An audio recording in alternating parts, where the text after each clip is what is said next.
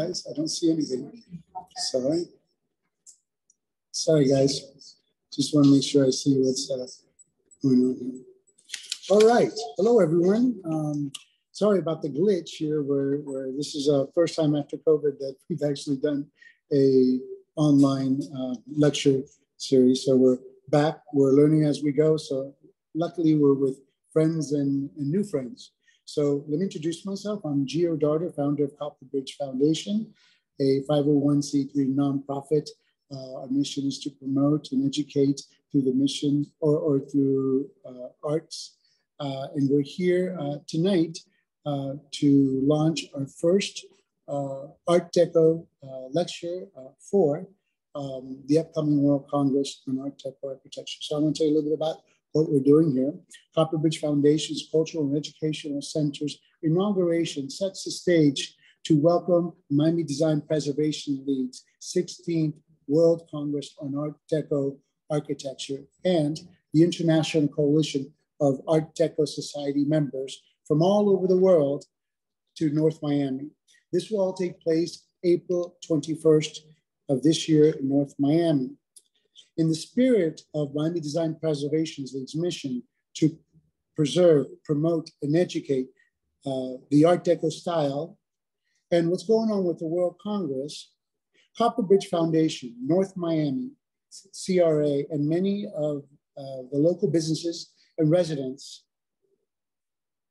are launching the first NOMI Art Deco and Modernism Week that day.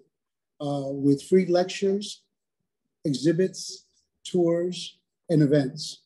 So with that, we're going to begin a little early, like 3 months earlier, because what better way to know what Art Deco fashion is since you're going to be wearing it that night, since so many friends are coming from all over the world dressed in Art Deco. So we figured we'd help and show that movement.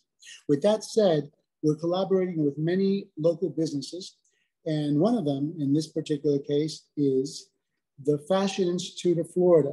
And I'd like to talk to you about the two people that we will be working with tonight. Actually, there's a collaboration between Copperbridge, Ruch Deolio Schwartz from the Fashion Institute of Florida, and Rory Cunningham, Mr.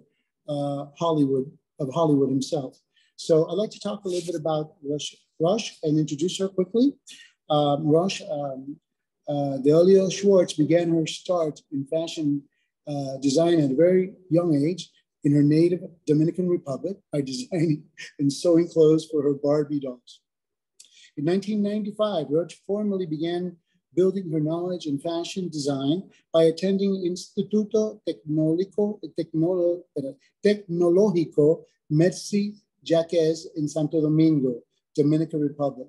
Her name soon became very well known among staff and classmates for her notable ability to design, construction, pattern making. Deolio Schwartz graduated at top of her class with a diploma in fashion design. And we here in North Miami are lucky to have her and the Fashion Institute of Florida as part of our local business, teaching many, many young people the art of fashion. So with that said, I'd like to introduce quickly Ruch too, and please say a few words about you, dear. Hi, everyone. Good evening. Thank you, Gio, for such a wonderful introduction and also for this opportunity to talk about such an exciting era in art, architecture, fashion, and all over the world in general, the Art Deco and the Modernism. So I am super excited. I know that we met many years ago, but when you came to the school with that initiative, I was signing in. We are all in. I'm going to have our students in board, and we're going to put together a magnificent show. So the Fashion Institute of Florida is founded under the belief that the fashion, the education, the skill, it should be available for everyone, and this is what we're doing through you, through this organization, through this event, just showing the world what we can do, and also giving the student the opportunity, because all of this is for them to shine in and to show their work, their talent. So I'm very, very grateful for this opportunity. I'm grateful for you, for Rory from LA, that he's going to be guiding us tonight to give us a little insight. I know many of my students has been doing research already, but nothing excited us more than learning from him. So that's it. We are very excited, and thank you again for this opportunity. We're making notes, and we are excited to put an amazing show on April the 21st. Thank you, Ruch. All right. So now with that said, I'd like to now introduce to you our lecturer, Rory Cunningham. A little bit about Rory. I have the pleasure of knowing him for quite a long time, and we actually have been part of many World Congresses on Art Deco architecture. Good friend, talented designer. And now the fact that we called upon him to come and participate and help the students is a great deal. And I always love to listen to Rory. So let me tell you a little bit about Rory.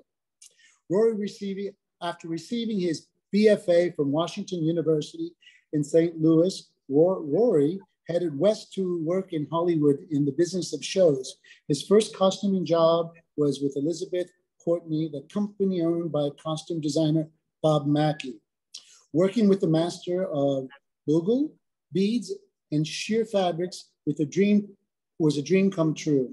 In the intervening years, Rory has worked in film, television, and stage on such projects as Star Trek, Next Generation, Deep Space Nine, Voyager, and Enterprise. Both Black Panther films, which I thought was really exciting to know, multiple other superhero films and television shows.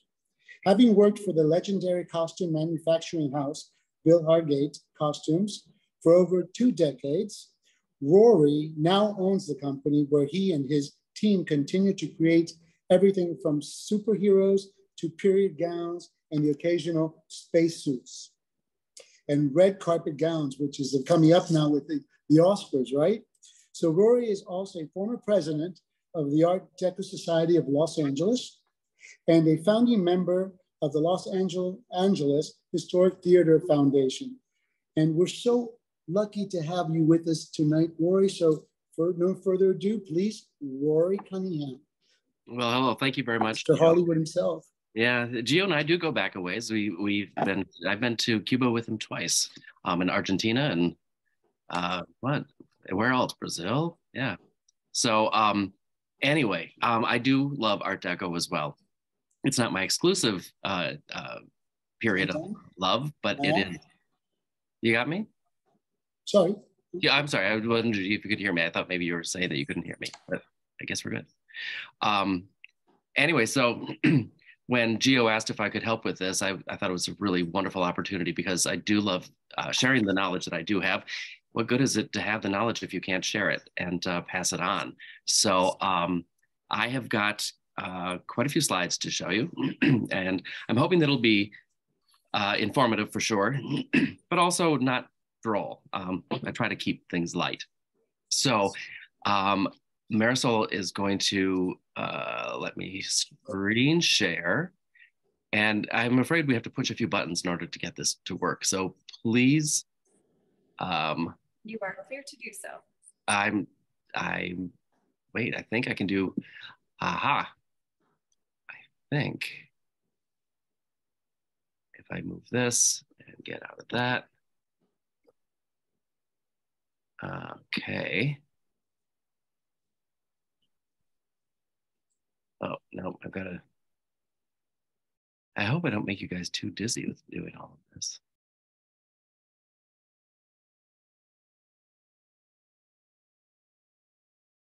Marisol, that's the right one, isn't it? The portion of the screen.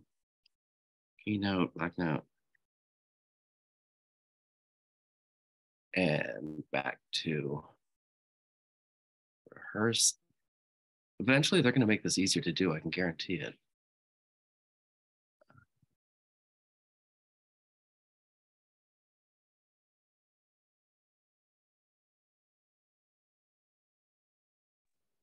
Well, as Rory is getting himself together, I know we tried yesterday, but again, this is live. This is what happens.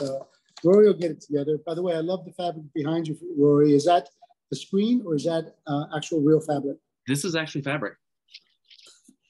Oh my God, can I live Designer's there? delight. One of my Can I walls, live there? one of my walls of fabric. I had a designer come in today for a TV show, and she has to create a superhero very quickly. And I said, come on in, let's just go shopping on the wall. And sure enough, she found a lot of things that she could use, which is going to save her a lot of time and money. So, well, why am I not getting the frame to show up, Marisol? Let's see.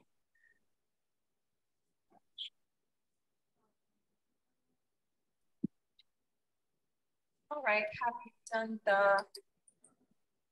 the advanced share?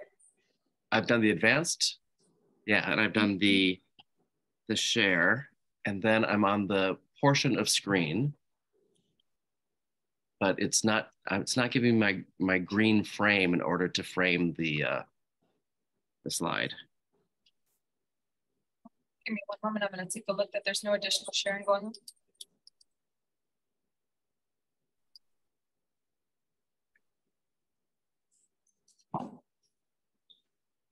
So let's tell you a little bit what's going on with the World Congress and what's going to happen with this particular collaboration with Rory. As you know, after tonight, we have many students from the Institute here, and they will be creating Art Deco inspired dresses for the April 21st, a welcoming of these participants that are coming to North Miami, and we will do a fashion show based on their designs. And that particular night, it's all about Hollywood fashion and film. So it's all about glamour, and what better way than this inaugural lecture series on the Art Deco style. But it's not just going to be Art Deco this year with the World Congress. We're also looking at modernism, which is 1950s too. And I think Rory's going to go a little into that as well tonight, and not just make it about a deco. So here we go. I see it's happening. I think I got it. You know what I had to do, Marisol? I had to double click. Yeah. Yeah, computers and I do not get along. Listen, everybody, this is nothing compared to what happened earlier this week when all of my notes disappeared.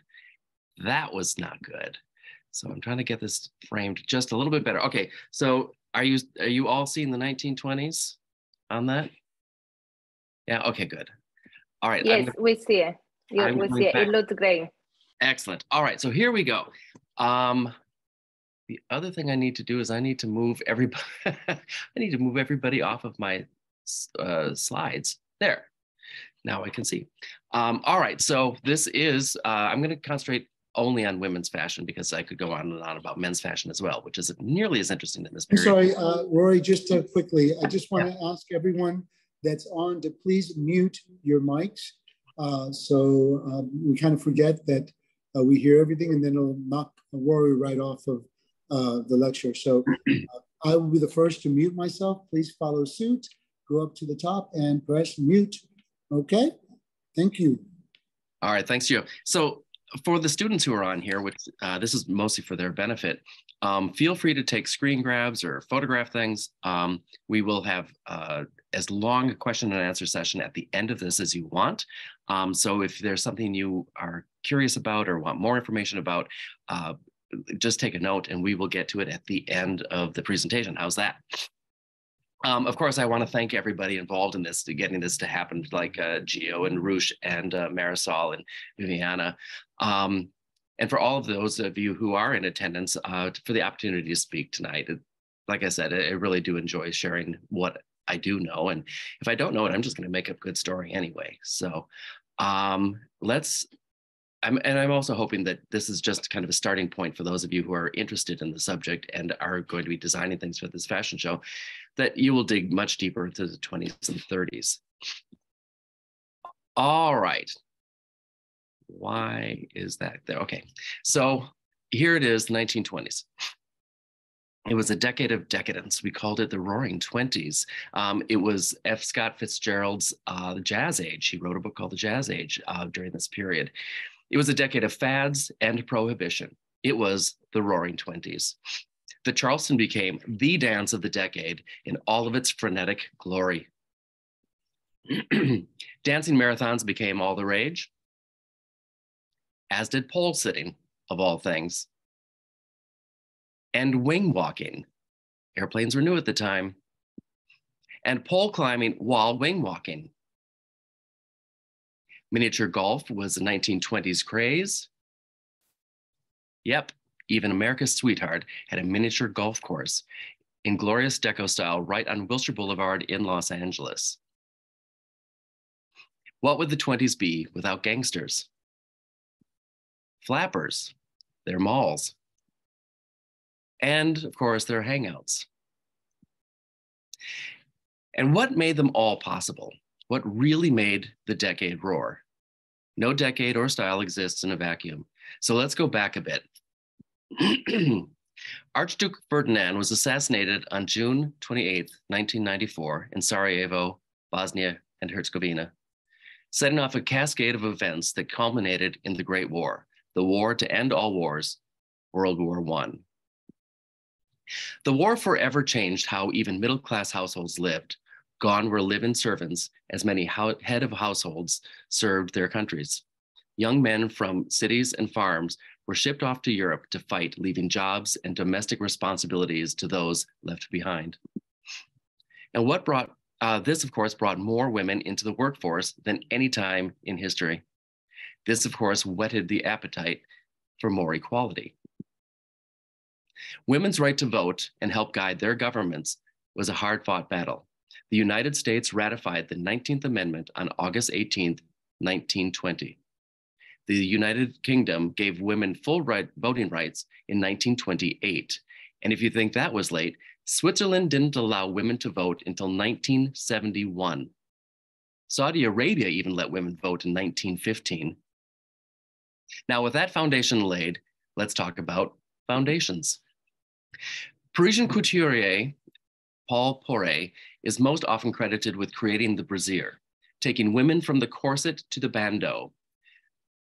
But it was American socialite Mary Phelps Jacobs who, in 1914, was granted the first patent for the bra after she fashioned one out of using 2 handkerchiefs and some ribbons. Now, on the left is a corset advertisement from 1913, and on the far right, and near scandalous, chemise de soie culotte, which was just 2 years later. So in 2 years, we went from one hard silhouette to the much, much softer one. So let's talk about what you came to hear today. Now, I know your course is to emphasize 1920s, but I am going to go into the 30s because as I discussed with the people who arranged this, they would also like the 30s. So we're going to do the entire Deco period.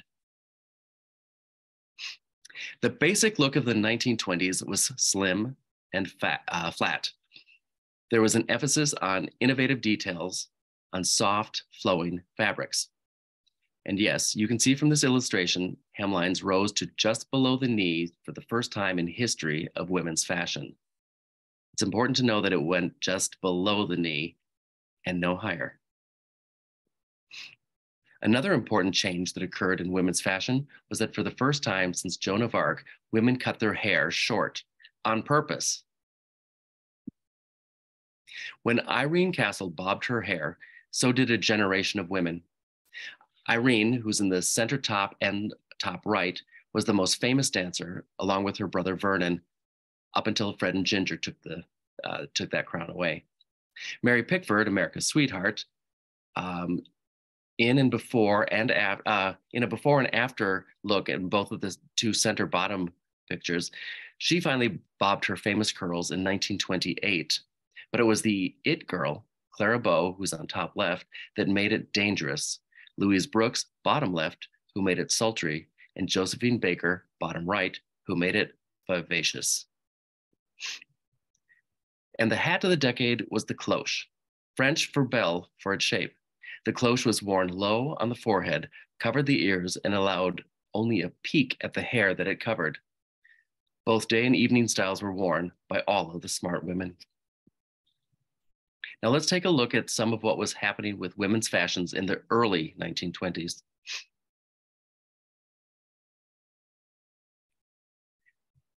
Note that as we travel through the decade, the waist is dropping and the hem is rising.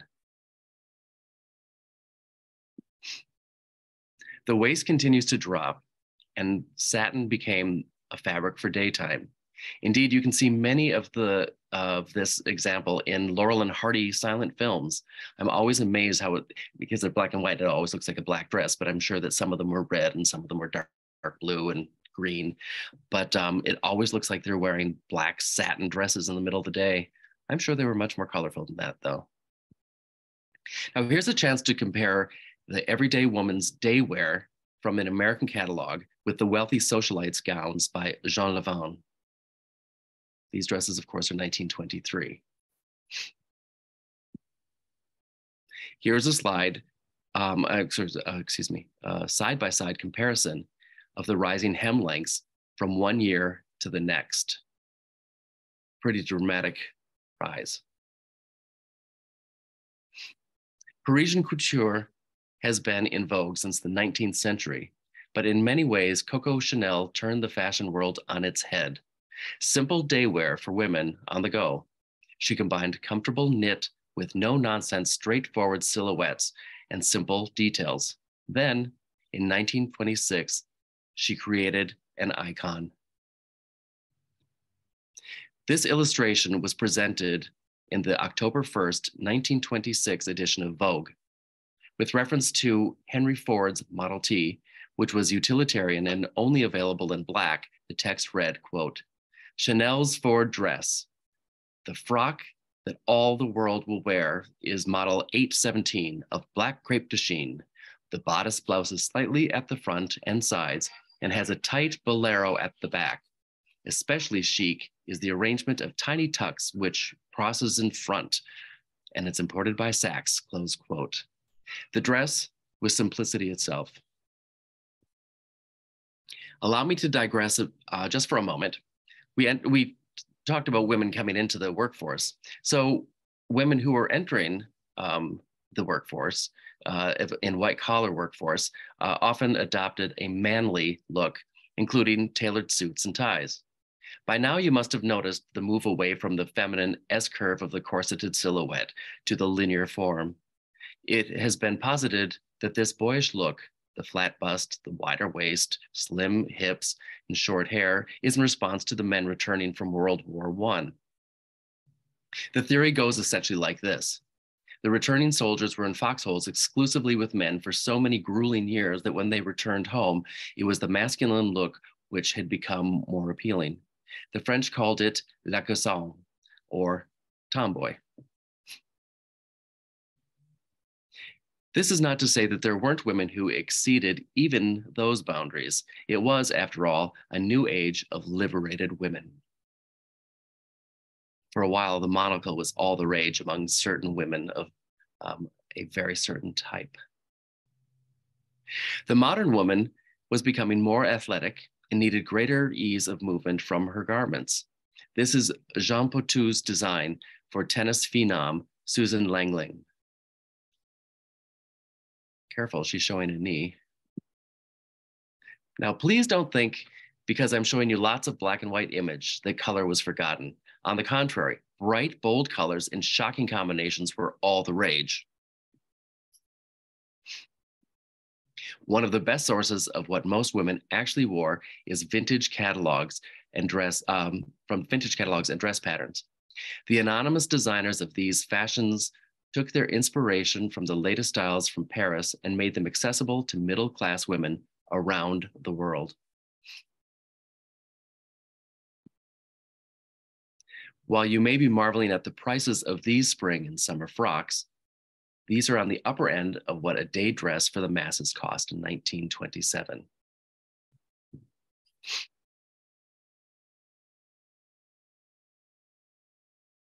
I thought you might like a side-by-side comparison of an idealized fashion illustration with the actual clothes on real women.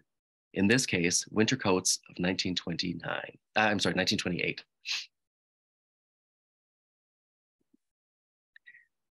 We couldn't talk about Art Deco without talking about the 1925 Paris Exposition. And forgive me, I do not speak French and I will slaughter this, but here I'm going to try. La Exposition Internationale des Arts Décoratifs et Industriels Modernes was held between April 25th and October 25th of 1925. The decorative arts exhibit was originally planned for 1914, then pushed back to 1916, then 1917. World War I pushed the date back even further, and it was not until 1921 that the funds were actually voted for the exposition. In addition, supporters of this exposition had to persuade the supporters of the Colonial Exposition to delay their opening, which was originally planned for 1924. This is an original poster from the exhibit. The main purpose for the expo was to reestablish France as the center of contemporary art and manufacturer of luxury goods, and of course, good taste. This is the main entrance into the fair. The fairgrounds covered 72 acres. The Grand Palais is the large glass-roofed building in the center top, which of course was built for a much earlier exposition and is still there today. The exposition was open to all countries, but there were two notable absentees, Germany and the United States of America. All of North and Central and South America did not attend, as a matter of fact. Germany's invitation was, shall we say, lost in the mail. But when they were finally invited, it was far too late to do anything about it. Now in America, Herbert Hoover at the time was a Secretary of Commerce for the United States. And he claimed that he had consulted VIPs in the arts and education and business world who advised that there was no modern design in America. The United States politely declined France's invitation to attend. The main focus was on French luxury goods, like jewelry. French perfumes, and even these pianos, fine furniture, and luxury home furnishings. As you can see, they had entire rooms filled with luxury goods. In fact, oops, I'm gonna see if I can go back. Can I go back? Yes. I'm gonna point this out right here. This was thought lost for decades. It's a screen made out of bronze and silver and gold. And it was finally found, I believe, in Brazil about 10 years ago. And it sold for, I don't know, the cost of a small country, basically. And of course, there was also French fashion. Nothing like having a car that matches your frock. They also wanted to show the refinement of French architecture.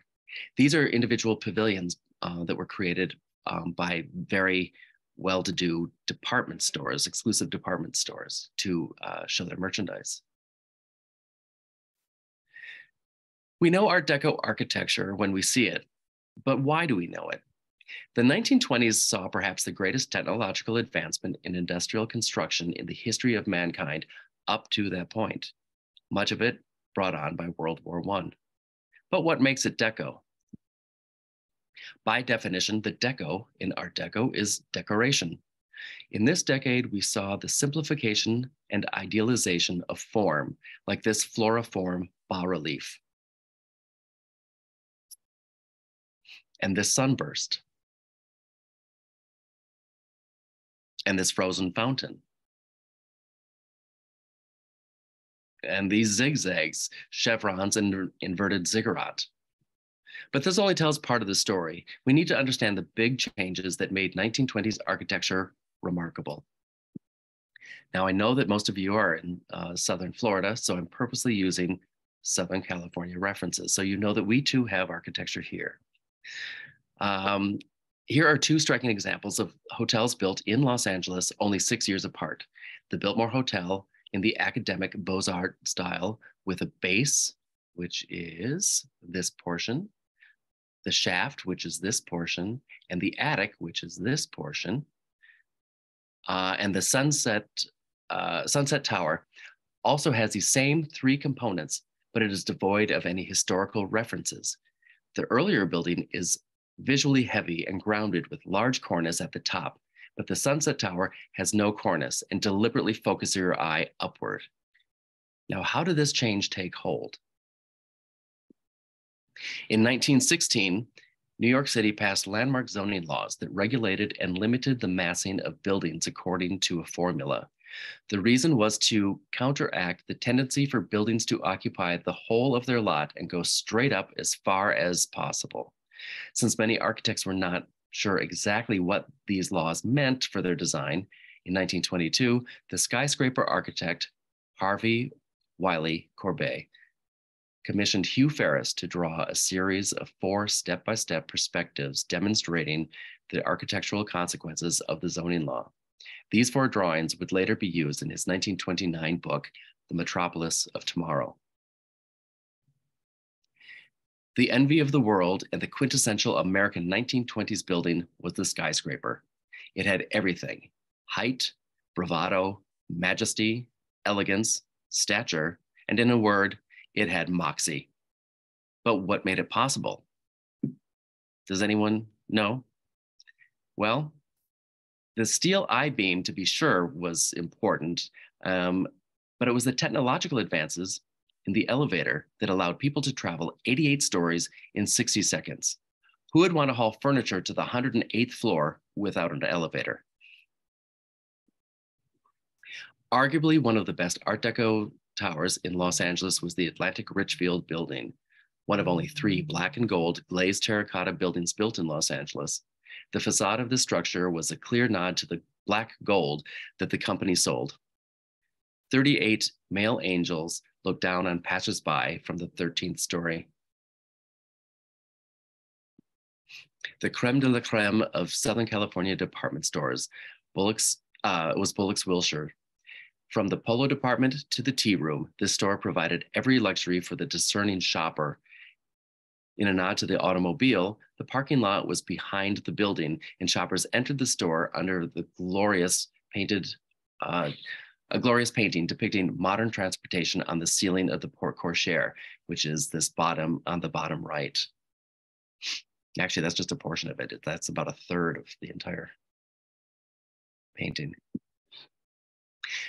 Well, now speakeasies. Let's talk about what was going on. Women drinking and their voting, the rising of hem lengths, crazy dancing, and a booming stock market. This party was hot. What could possibly go wrong?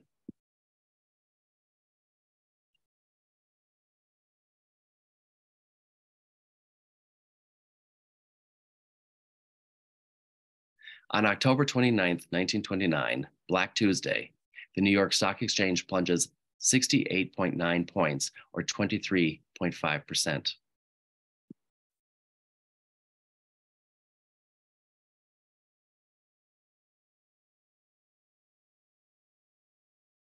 Or was it? Now, the 1930s was a completely different time. People who gained remarkable wealth in the late 1920s suddenly had to sell their possessions to support their families. Millions lost their jobs, their homes, and many, their lives. As millions of people were thrust into poverty, red lines appeared across the country. People were desperate for work by any means by which it could be found. During the decade, a severe drought created the Dust Bowl in the Southern Plains, which exacerbated the effects of the Depression. Giant dust storms covered and killed livestock and crops, and at times, whole towns. This led to the displacement of millions of desperate people. In 1936, Dorothea Lange captured this seminal image, which instantly encapsulated the realities of the Great Depression. Is it any wonder that the people needed to escape? Opulent movie palaces allowed the average person to feel like royalty for 5 cents, even if only for a few hours.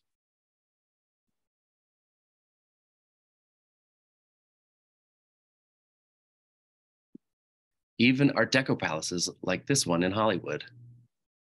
By the way, this is my favorite theater that I've ever seen, just as an aside. Such opulent Art Deco. What did the people go to see there? Well, they went to see glamour, beauty, elegance, little of which these people had in their own lives. In many respects, the focus on fashion moved from Paris to Hollywood. Let's talk about fashion in the 1930s.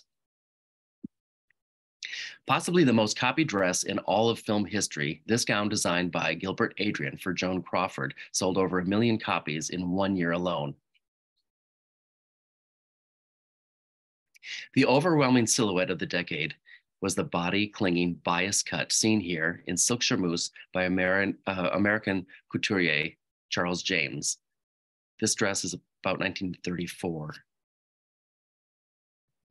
The French couturier Madeleine Vianney created this bias cut in the late 1920s, and a new silhouette was cast for the next decade. Looking at these day dresses throughout the decade, you can see how the overwhelming silhouette was long and sleek. Hairstyles became longer and softer with an emphasis on waves.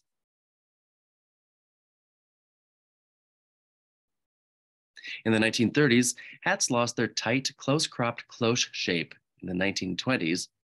They lost the shape from that 1920s, so that by the middle of the decade, larger brims often covered one eye for a flirty peekaboo effect. By the end of the decade, the crown rose to a high conical shape. The longer, leaner silhouette has finally taken hold by 1931. Note the natural waistline, slim hips, and the lengthening hem. By 1933, there is an increased interest in the bodice and sleeve details.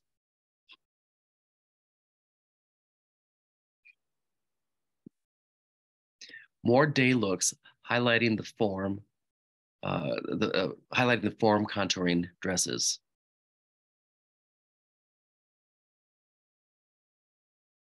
The back became the new erogenous zone, and backless gowns predominated the evening fashion scene.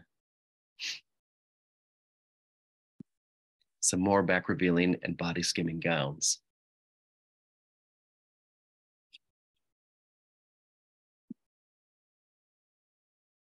This one has a little bit of a Spanish flair to it. Women kept entering the workforce, often due to the financial needs of the household. Here are skirts and blouses appropriate for the office.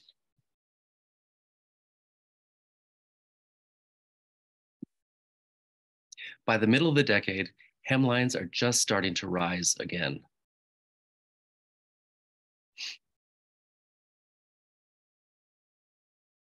Looks for the outdoor girl and some smart jackets from Sears.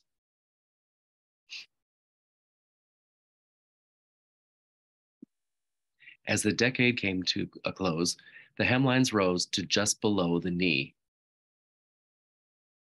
These are probably 1938, 1939. The skirts have risen to the highest they have been since 1928, and a new silhouette is set for the next decade. let's talk about the design and cultural influences of the 1930s. While the world's first true skyscrapers were both conceived and started in the Roaring '20s, they were finished in the 1930s.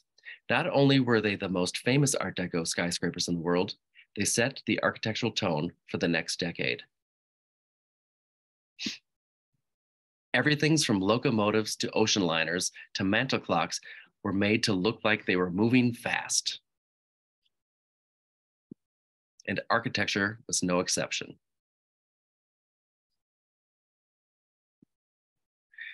Curved facades, horizontal and curved parallel lines, porthole windows, and swooping staircases are all hallmarks of 1930s architectural detail. And as a fun little aside, while we call these streamlines, in the Southern Hemisphere, in Australia and New Zealand, they call them go fast lines. These are things we learn when we go to World Congresses. A couple of streamlined modern residential properties in Los Angeles and a university building. And I believe that predominantly most of them were painted white here in Southern California originally, unlike Miami, where there you have all of your sherbet colors. By the end of the 1930s, the punishing depression was beginning to loosen its grip. Technicolor movies were all the rage, and life was getting better. Oy, but that's a different discussion for another day.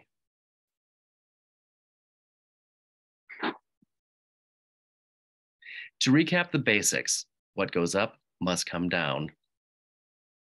There's actually the hemline index, which was created that would predict hem lengths, or that hem lengths would actually predict financial success or failure in periods of time.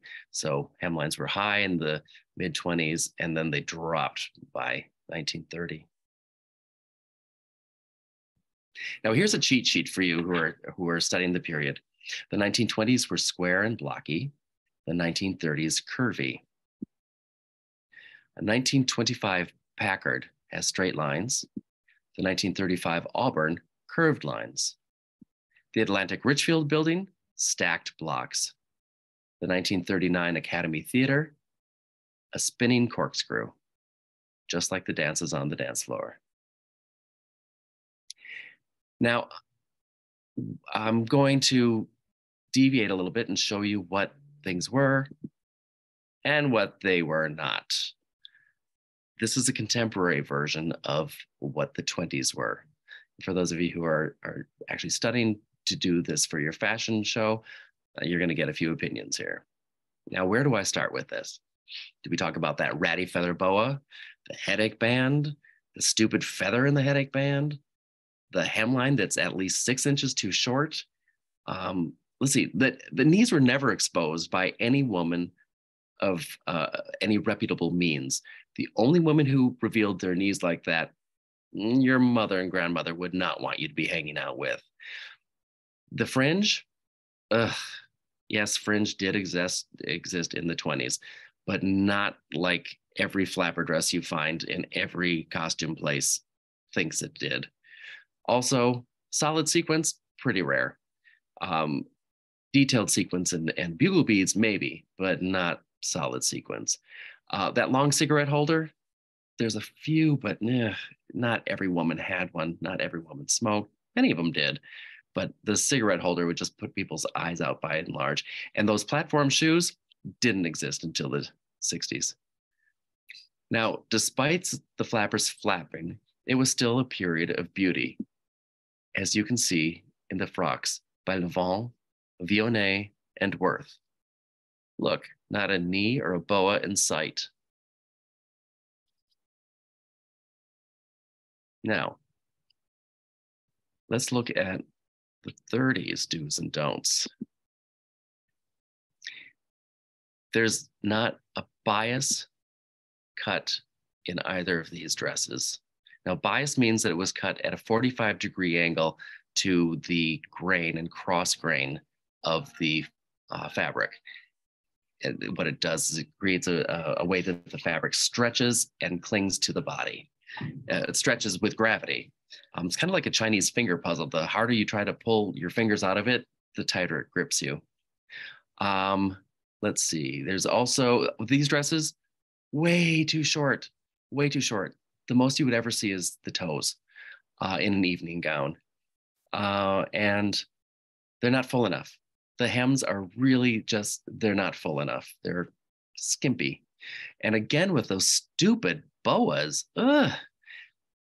And these opera gloves, I can't even begin. I don't know what the opera gloves are about. Now, this is what 1930s dresses looked like. They cling to the body. They were full and elegant around the calves and ankles. Mostly for the younger women. Older women might have to look out for this, but backless. Many times they did, even evening gowns would have sleeves, but in these examples, they don't have sleeves. And the fabrics tended to be shimmery. There was a lot of silk satin, charmeuse. Rayon was becoming popular in the end of the decade. And rayon is actually a natural fiber, but made in unnatural ways. It's made from wood pulp. So these are the things to think about when resourcing your fabrics for the period. And I can't even, there were a lot of sparkly things like sequins and whatnot, but the pattern of that dress, the green dress, probably not as period as one might think. So those are my verbose opinions. And now I'm going to ask the students to go ahead and ask her questions. And I'm here for you. So we're going to open the question and answers up to the students first, and then anyone else on the call, I guess, when the students have gotten most of their questions answered. And one of the things I like about the question and answer is frequently one question will get other people to ask other questions because you'll think of other things. So that's pretty great. So why don't we do this? Before you say anything, Rodi, what an amazing presentation. I have studied fashion the 20 and you just blow my mind away. I wanna this recording to watch it again because I'm so grateful for you and I have learned so much that you have no idea. Thank you for all of the work and putting this together. I am forever grateful and I'm so inspired. And I'm sure my students as well, we're going to make you proud. All of this work that you have put into it, you're going to see it on the runway. Thank you so much. Well, there, stop sharing. I figured out the button to push. Thank you. I appreciate that. It's my pleasure to do this. And like I said, I really do enjoy teaching and I'm looking forward to working with the students in the next few months. Sadly, I will not be able to see your fashion show live, but hopefully I'll see a recording of it, possibly live. And I'm here to answer any questions you have, even during your process. I just want to just chime in and say, thank you. Again, now I know why they call you Rory Cunningham of Hollywood. You are just really, you're a star. Mr. Rory of Hollywood. Listen, again, thank you. I really enjoyed it. And I love most of the do's and don'ts. I think that is so helpful. And you're always a charmer and you belong on the stage. You also are a comedian. So thank you. Thanks. So listen, I just want to say that I know that a lot of people want to and have questions. So why don't we do this? Why don't we ask you to raise your hand and then we'll pick one and open it up so you could go ahead and have conversation with Rory, okay? Guys, you can raise your hands here so you can have your question. There's also the chat function too. If anybody is shy and they just want to throw it in the chat, we can try to monitor that as well. No. You must unmute yourself as well, guys. I was going to say, are there no questions? Oh, you have to ask, sorry. Okay, there's a hand. I have a question. Can you hear me? Yes. I thought that in the 20s, they used in their evening gowns a lot of long strands of pearls, but I didn't really see many of them on your pictures. Right. a lot of women did wear long strands of pearls or beads. Also, what were called lavaliers, which were a chain with a medallion of some type that sometimes the medallion could actually be moved up and down the chain, so it could be closer to the neck or closer to the breast or closer to the navel. I didn't have a lot of pictures in them because but they were in the don'ts pictures, weren't they? They were in both of those dresses. But people did wear them, women did wear them, but probably not nearly as much as we are led to believe by contemporary accounts. You know, the fringe thing happened in the 1960s when there was a Deco revival in films, and they used a lot of fringe back then to reference the flappers because it looks great when you shimmy because the fringe goes everywhere, but it really didn't exist that much in the 20s. And if you were wearing instead of that rayon chainette, which is what all of these modern dresses are made out of with the fringe, if you were wearing an actual beaded fringe gown, you don't want to be flapping around too much because those beads are going to break the strings and they're going to be all over the dance floor. So, and that's an expensive repair. I see Thank you. Nelson has his hand up. I don't believe I have the ability to admit people. I unmuted myself. Thank you so much. I really appreciate this. This is totally amazing.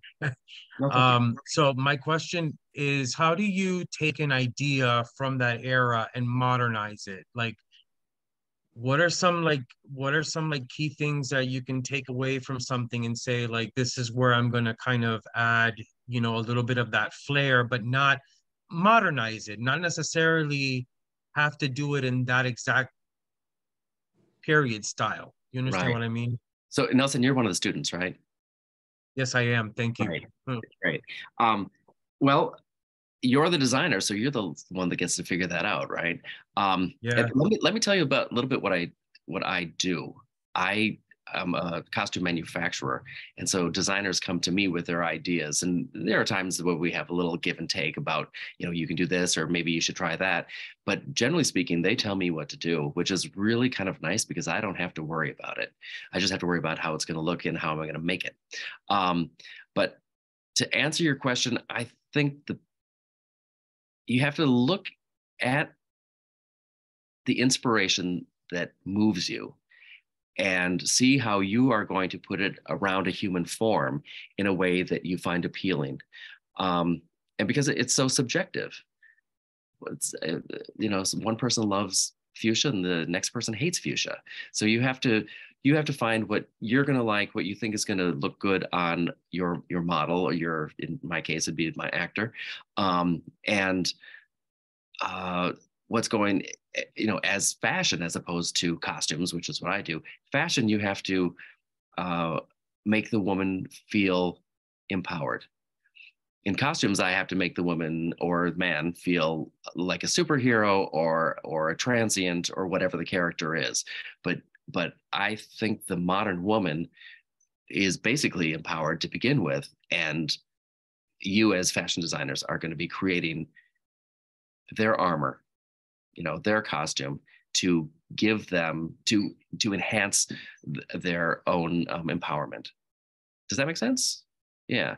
So, but you can look at various details, the shapes, and then make it your own.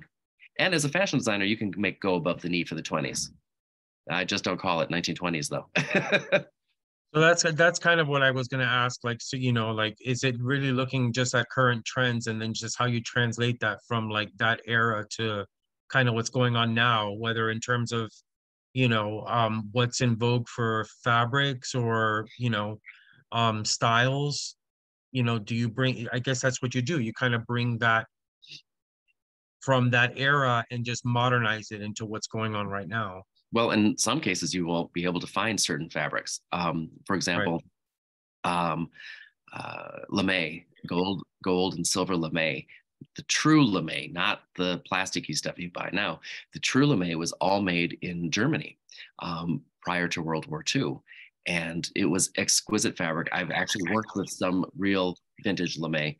The thing is, all the factories in Germany were taken over by the Nazis and created to create weaponry and munitions. So all of the machines that made the lame were, pushed to the side of the factories, and then the Allies bombed them all. So they're gone. You can't make it anymore unless you recreate all of the machines to do it. So there's certain things you just cannot get. Part of the other problem is the artisans that created various things just don't exist anymore. It's really hard to find really good beaters that do the tambori beating. It's hard to find pleaters that do good pleating and that type of thing. So these are arts. I know that Bakelite was actually very popular around that time, and I don't even know if that's even something that can even be made is even being made at this time. Well, Bakelite is now you'd have to go with a basic plastic, and it is a different exactly. But yeah. Thank you. Pleasure. Julian, I think you're next. Yes. Hi. Hello. I just wanted to know, in terms of materials for our designs, are there any colors or color palettes that we want to gravitate towards, or some that we want to stay away from in terms of like the decades and staying true to them? I'm sorry, color palettes? Yeah, like any specific colors or color palettes that, in trying to stay authentic to the decades, we should probably gravitate towards or stay away from. All right. Well, one of the most popular colors in much of the 20s was called Nile green, and it's kind of the color of duckweed. There's lots of dresses. In fact, I made a dress for the movie The Changeling, which was based on an actual vintage gown. But Angelina Jolie couldn't wear that vintage gown because she was a different size. And so they had an Ager dye silk chiffon, exactly the same color green. And then, if I remember correctly, we actually took the vintage dress apart because it was shattered, it was falling apart. And we actually put the embroidered medallions on the new fabric. And so that was a very popular color. It's really kind of a very odd green. Another place for inspiration, if you look at now this is going to sound odd, but period bathrooms, 1920s bathrooms, they were crazy with color. The tiles were amazing. The color combinations were amazing. Bold. In fact, I know of a very certain house that has Nile green tile, and then it has orchid accent. So green and that kind of pinky purple together, very unusual. And another bathroom in that same house is bright yellow and black. So it's kind of like a yellow cab. So the 20s, they really did go crazy with color combinations. And you'll be able to find lots of references, both online and at libraries, that were actual color, color illustrations of the period. It's sad they didn't have color film then, because we would have an entirely different view of the period if we actually could see what colors they were looking at the time. And then everything got much more subdued in the 30s after the crash. Colors, I think, by and large, reflected a much more conservative everything, because everything had to be conservative, and very few people could afford lots of clothes. Most people probably had one day outfit and then a Sunday outfit kind of thing. And here's a fun fact that is interesting. Any old home that was built up until about the 20s had very few closets. Especially the Victorian houses had very few closets, and they were very small, but they had hooks in them all the way around. And the first hanger that was patented that actually took off was in 1893. It was an American patent, and I think it went to someone in like Massachusetts. I have it written down somewhere. But that was the first clothes hanger that actually people would buy. But it wasn't until right about the First World War that people really started using hangers. They would use them for steamer trunks to travel on ships to put in their steamer trunks, but they wouldn't use them in their own homes. It was very odd. And as a matter of fact, gentlemen, the little rounded tab that's on the back of your yoke on your dress shirts, that's what it's for, to hang it up so you didn't hurt your collar. So these are just some quirky little things. I have a lot of this crazy information in my head that you know, I don't remember people's names, but boy, I remember why we have little loops on the back of dress shirts. Anyway, so the colors in the 30s were much more subdued. And I think in America, there are probably more reds than in a lot of other places, because I think it was kind of a red, white, and blue thing, especially towards the end when we were getting to moving on to the war for the patriotic reasons. And designs were much simpler. I mean, there were a lot of polka dots, not big, giant polka dots. They were pretty small. There were foulards, there were small paisleys, some florals. I think my grandmother was very fond of small floral dresses. So the 30s, everything about the 30s was much more subdued. And, you know, you can look at the difference between how the flappers danced in the speakeasies and how Fred and Ginger danced. There's a world of difference. And I think that says a lot about what the two periods were. And you can think about it in terms of color. The color was crazy, like the dancing was crazy in the 20s. And in the 30s, everything flowed more. It was not necessarily simpler, but it had less bravado.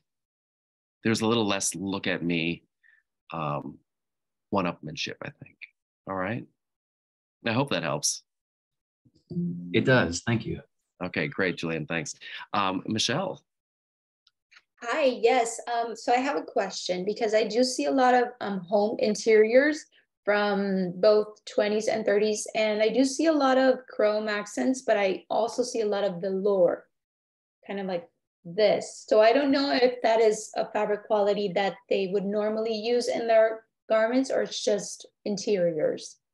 No, I think they would have used some of them, but also remember that unless it's going to be well, I do know that there were many velvet 20s dresses, because many of my friends owned them.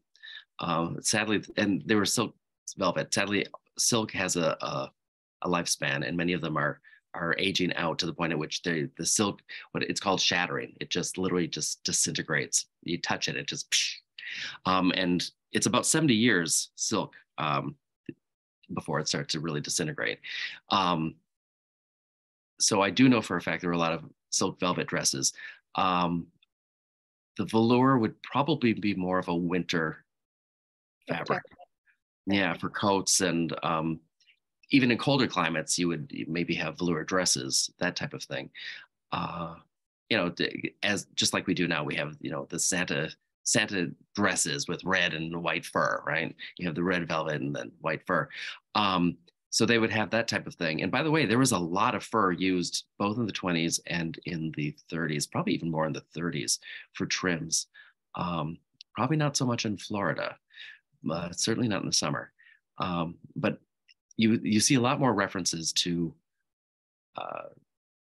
stoles, fur stoles, than you do to feather boas. I did in my research for this, I found one picture of one feather boa, and it wasn't mingy, it was fat. It was like this fat. It was this huge thing. It was very opulent. That was one of the things about the 20s that I hope you understood from the architectural portion of the 1920s, is that it was all about expensive for architecture. It was about really showing where the money went. So if there was a marble, it was going to be a good marble, and there's going to be a lot of it. It would be sculpted as well. It wouldn't be just a flat marble necessarily. It might actually have a bas-relief in the marble. There was a lot of bronze plaques and grills and that type of thing. And upholstered walls, that type as well. But then in the 30s, there was no money. That's why so much of the detail was stripped out of everything. And that you had your go fast lines, your streamlines, and curved walls, and that became the detail. So it was a matter of stripping that detail away. Whereas the 20s was stripping of preconceived notions away. So instead of having a basket of lifelike flowers, you would have an idealized basket of cubist flowers maybe on the side of a wall. And so actually that gets back a little bit to some of the earlier questions about looking for your inspiration is in seeing the elements they use for the decoration and then making it modern. You know, looking at a festoon of flowers and then creating it in something that is just maybe geometrics as a festoon. So getting back to your question specifically about velours, there's no reason why it couldn't be used. And that actually, that's a very beautiful blue too, by the way. So, and then you just have to find a way to make it move and feel as though it might have been from that period. All right. Okay. I hope that answers your question. Rusht. Okay, so I had a question. What about prints? See, the student, we're discussing a lot about fabric. I noticed in some of the, a book that has been resourced as well, some prints, but very minimalist prints. And then I also got a book that have prints inspired in the, Art Deco architecture. Do you think that it would be a good idea for the student maybe to have some silk fabric or satin fabric printed inspired, in the colors and the Art Deco architecture of the 20s for the dresses? What is your opinion? That sounds like a great way to bring in things. And it could be just inspiration from architectural details. Or it could be an entire cityscape. That would be fun too. That would mostly be like linings, I would think, for an overgarment, like a coat or possibly even a throw. So no the dress itself, because I didn't see many prints, either the 20 or the 30. So you would recommend it to be used as a detail, again, like a lining, that is there, but it's not actually the self fabric that you were exposed. Yeah, you could definitely do that. You could also, they also would have a solid fabric with a sheer fabric over it. Many of the mid-20s dresses with the beading was done on silk chiffon, and then it would be over a slip. So you could certainly do a printed fabric underneath a sheer fabric. Okay. That doesn't necessarily have anything embroidered onto it. Or you could print both fabrics and have a play of the movement of the two. Okay, okay, okay. Thank you. Thank you. And then we have somebody from Copperbridge. No? I don't know if it's Gio or Marisol or... That's me. Hello. You have a question for me? Yes, I do. In the beginning of your lecture, I noticed you made reference to the World Fair in 1925, correct? Not the World's Fair. It was the International Exposition of Decorative Arts, yeah. When in your research did you see the first outfit that you call Deco inspired, or 1920s when you started mentioning? And did they even call it Art Deco then? No, before. So what was it called? What was that fashion? Yeah. And when in your record do you say the first style or that pattern popped up? Well, that's a great question. And it's different for different things, because in jewelry, a lot of jewelry that we think of as Deco is actually from the Edwardian period in the teens. And you would look at it and go, that is Art Deco. So that kind of preceded a lot of things. And that might be because jewelry is smaller and you make it more quickly than building an entire building.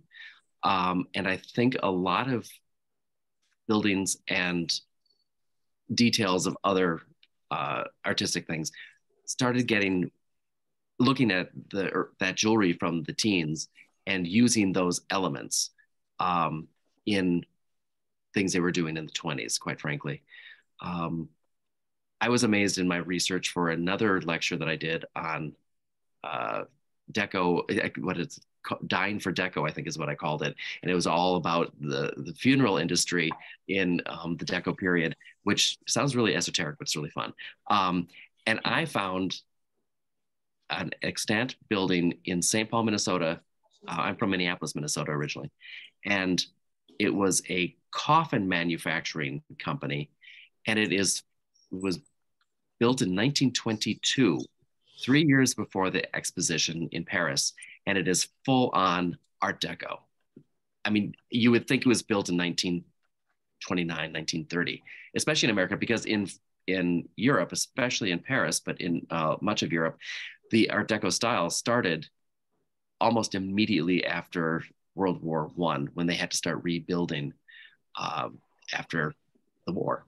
And so you look at a lot of buildings as you're walking around Paris, a lot of apartment buildings, and you go, that's a beautiful Deco building. And then you look at the cornerstone, and it was built in like 1919, before what we would consider Deco. But it has to start somewhere. And when it comes to dresses, which is getting back to your actual question, looking at fashion illustrations, for example, everybody pretty much knows Erte. And you look at a lot of his fashion illustrations and you think that is Art Deco. And then you look at the date on it and it's 1912 or it's 1914. And it's not the Deco period. And yet we feel it's Deco. And so let's say it is a 1912 gown. That's the year the Titanic went down, right? And so you think, well, somebody could have been wearing that on the Titanic, and that is definitely not Art Deco. So these things kind of, there's elements of the design coming in a little bit, and eventually something happens, like the end of a world war, the First World War, and everything's changed. And so those little inklings of design details that happened prior suddenly have become the thing. And that's exactly what happened with the crash in 1929. You know, the 1930s started in October of 1929. It didn't start at midnight on the January 1st, 1930, because it was the era that started because of the crash. And then the 1940s started when the Second World War happened. Not exactly 1940. The era started in like 1938. And then the 1950s style for fashion started in 1947, right after when Christian Dior did his new look, which was an amazing collection that we all look back and think, this took the world by storm. Well, actually, the world took Christian Dior by storm, and they protested. Basic, just women shopping for their groceries this literally happened during a photo shoot of one of the Christian Dior new look gowns in 1947. These women were, they have to save their money after the war, and they're trying to buy groceries to feed their family and stretch the little bit of money they have. And this woman comes out with all of this opulent fabric. They hadn't seen that much fabric in a dress since pretty much the Victorian period. And they literally ripped the dress off the woman's body. And there's photographs of this happening because there was a photographer there to photograph this model, and literally having the clothes ripped off of her in the street in Paris because people were so upset about this new look. It's amazing when fashion moves people. Sure. Right. And so that was the beginning of the 1950s style, with the big skirts, the little waist, the rounded shoulders. So every one of our periods that we think of, we say it's 1930s, but it really started a little bit earlier and it ended a little earlier. So, all right. Did that answer your question? We have one more question inside the chat.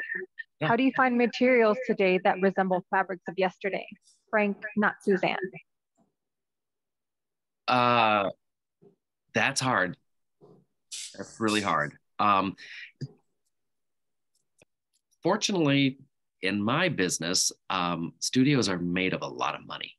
And so if it's a big production, they're going to be able to resource things from quite literally all over the world. There are people in the costume industry that do nothing but resource fabrics, and they will have connections all over the country, and indeed in Europe and India and Asia.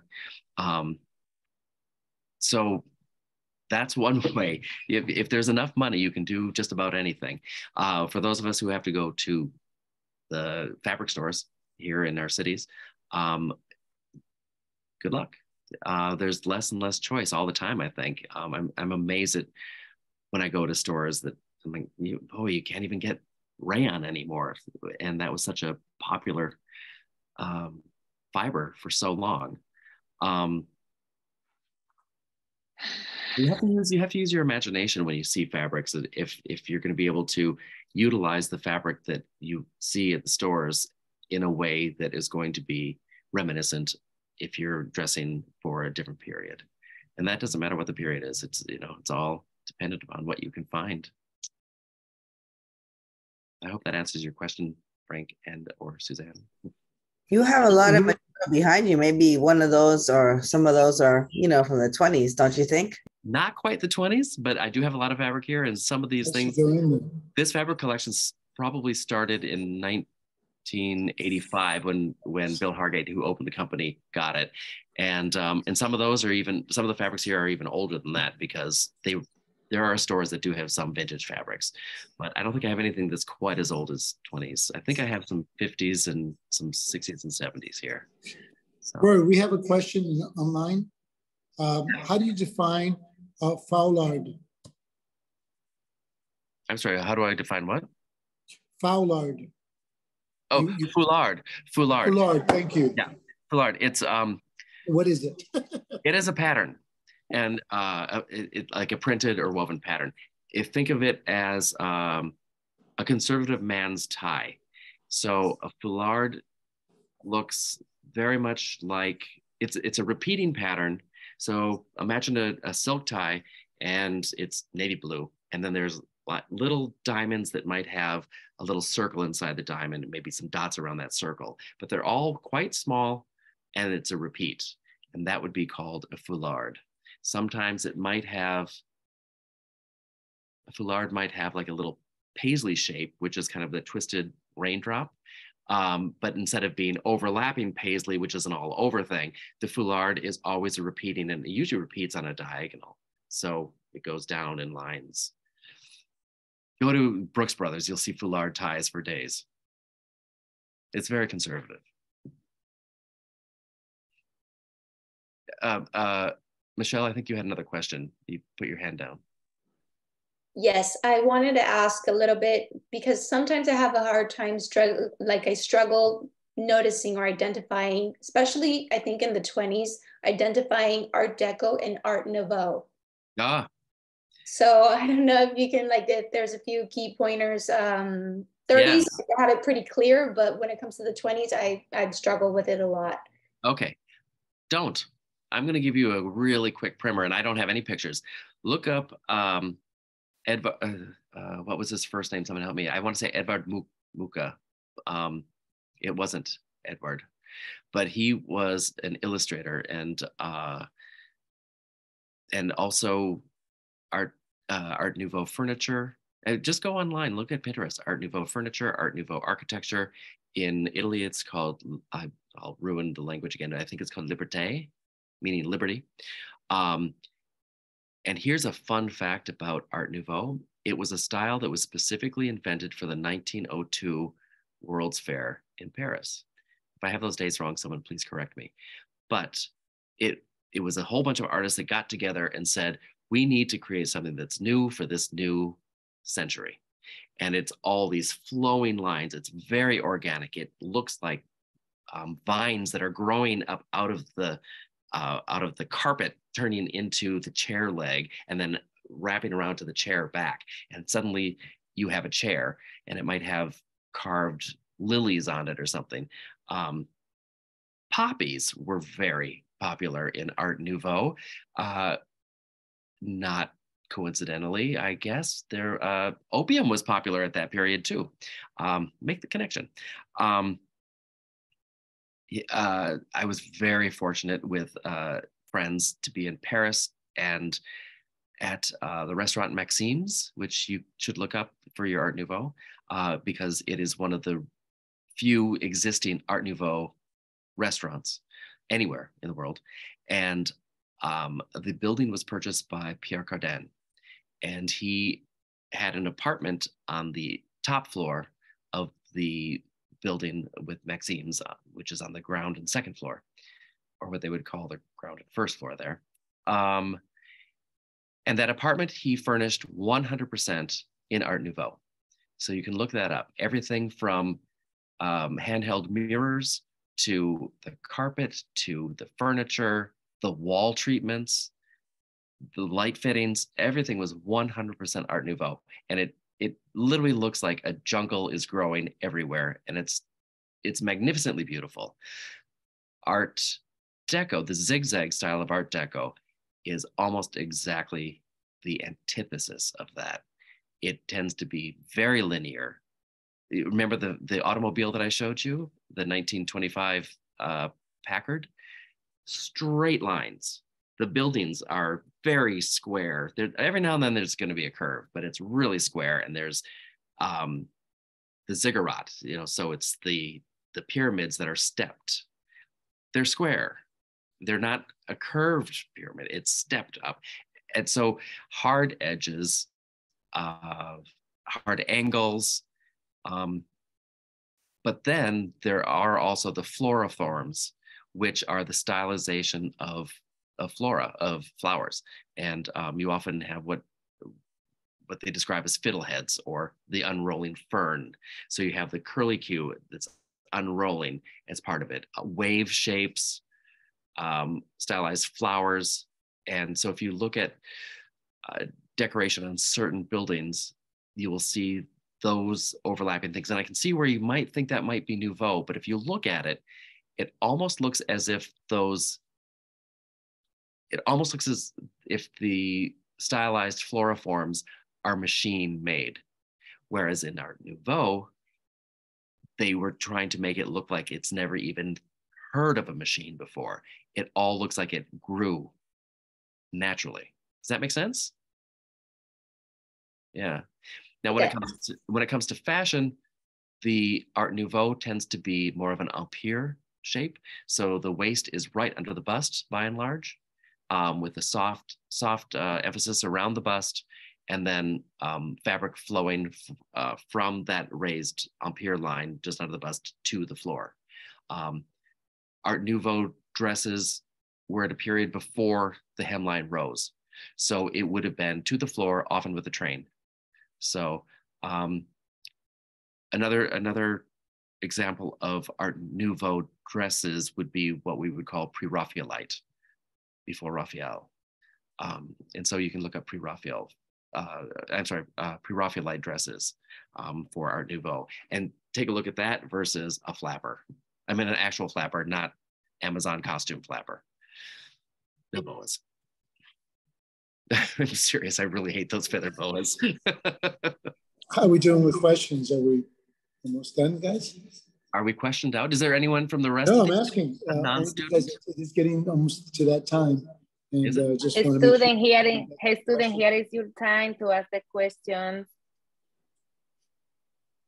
Oh, Alphonse, that's my husband put in Alphonse Mucha. Thank you. Alphonse Mucha is the name of that illustrator.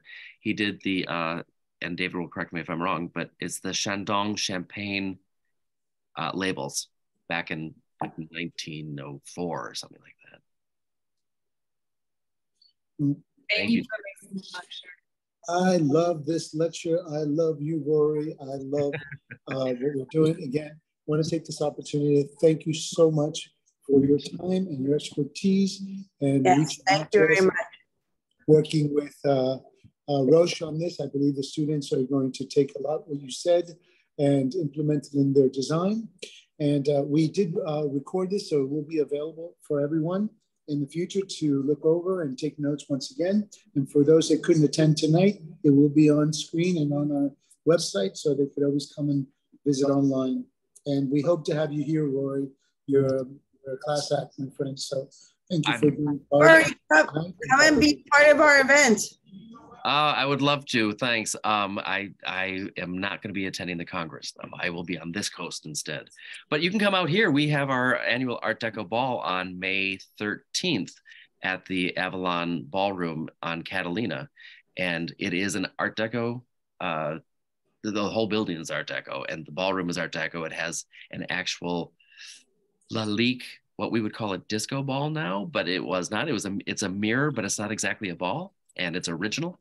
And we play vintage music with a real, honest to God band, and people dress beautifully, and we have a blast.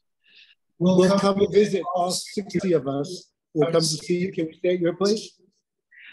You could stay at my place, but I'll be on the island of Catalina. No, I'll go out to the island of Catalina, and I'll take all the students with us. How's that? There you So, go. yeah, I know you can't make it, but we do want to again say this is for the 16th World Congress on Art Deco Architecture.